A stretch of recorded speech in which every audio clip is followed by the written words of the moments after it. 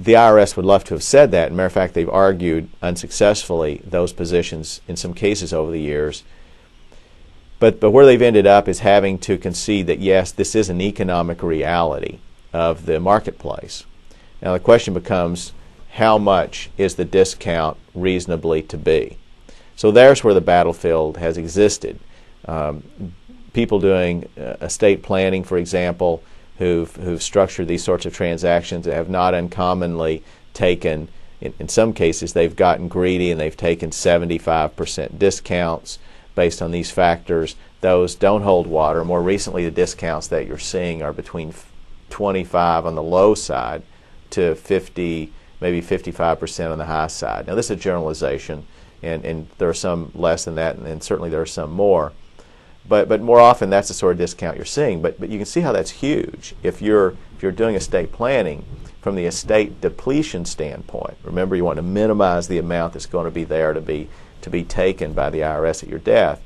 Then this is huge. The opportunity to give away a portion, a minority interest of an entity, and we're talking about a sale here today.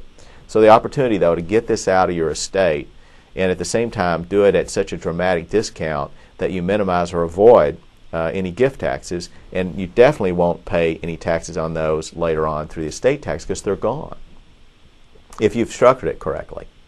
So these sales can be very attractive, but then you have to recognize you're getting something in return. So you may be already ahead of me saying, but wait, you've already told us that a sale is a substitution of assets. Now, if I've just put an asset in there that has substantial value, then I still have a problem. But of course, you have less of a problem than you had before. Remember, there are two things that have happened here. One is you've gotten a huge discount on the valuation of the asset. So the substitution that's taken place is not one for one. It's one for maybe 50 cents per dollar. So that is a huge incentive to contemplate that transaction. But there's more. You're an insider in this deal. You're an insider like no one else can be. It's the nature of small businesses. It's not illegal. Insider trading in publicly held corporations, I mean, that's the sort of thing targeted by Sarbanes-Oxley and other regulations. But when it's a closely held business, by definition, when you're structuring these sales, you're going to have a far better feel for what lies ahead than someone who's doing a business valuation. And this is not something that is fraudulent. It's not unreasonable. But you have a sense for what you think your business will be worth 10, 15 years from now. And I'll bet you that that's not reflected in the arm's length valuation of your business that you may have to have, depending on the size of the transaction. You may have to have a valuation of the business. So here's my point. The second benefit, and arguably by far the most important benefit, is not the discount that took place, but the sort of discount that took place between what the business would be valued today if someone could look in the future versus what it is in fact valued today. That's another discount that's there. Now, it's less substantial. As a matter of fact, it's not recognized at all by the courts, and it's not going to be recognized by your appraiser as to these items. Now, appraisals, we know, are based on present values of future cash flows, so they're going to make some projection how they think the business will grow. So that's the sort of outsider looking in valuation.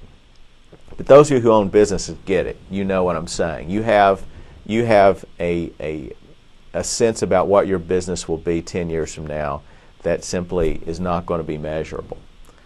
So as to that, it's a hugely beneficial transaction.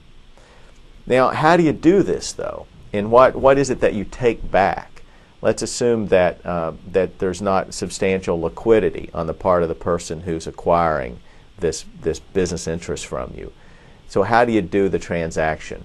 Well, first we've talked about the context in which the sale may take place. We've gave you an example where it could be a partial sale, in which it's a transfer of shares of stock, family limited partnership interest. It's very common.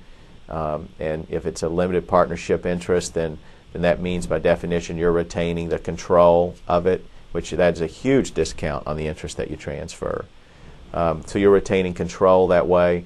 That's a whole separate show where we can talk about family limited partnerships and the sort of restrictions that accompany these and things you should think about. So I won't, though I'm tempted to go down that road and talk a little bit about that, because I think actually you'd find it a very interesting discussion and something that's probably directly relevant to how many of you have structured your businesses. Let's do that for a later show.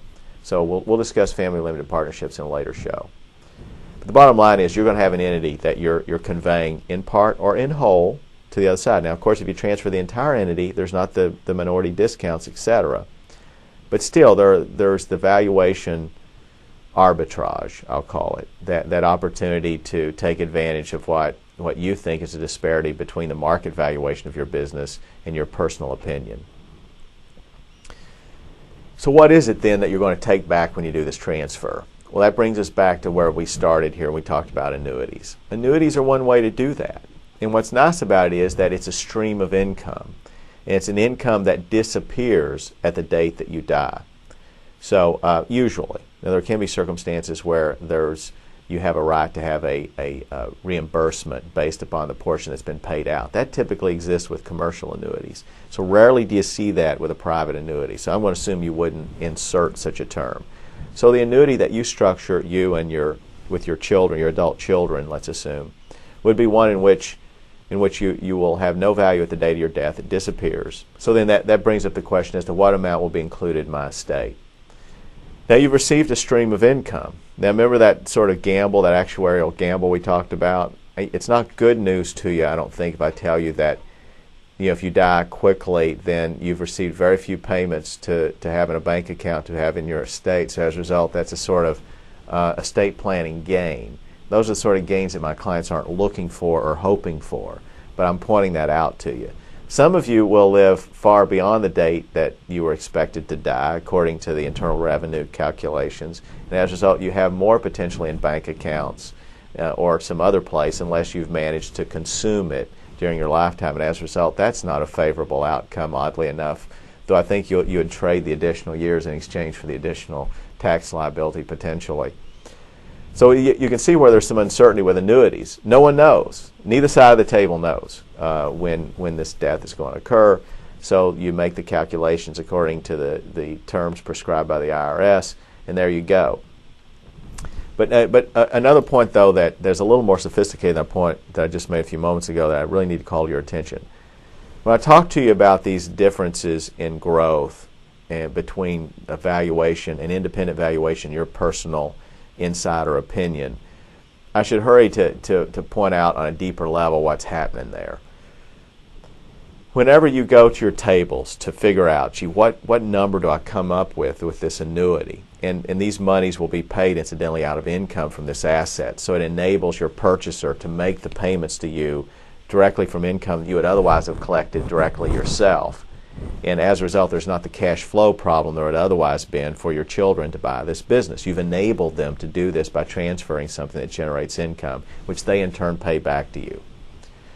This incidentally, don't confuse with the hurdle where you run into those. Remember I mentioned those sections 2036 through 2038 in a previous show.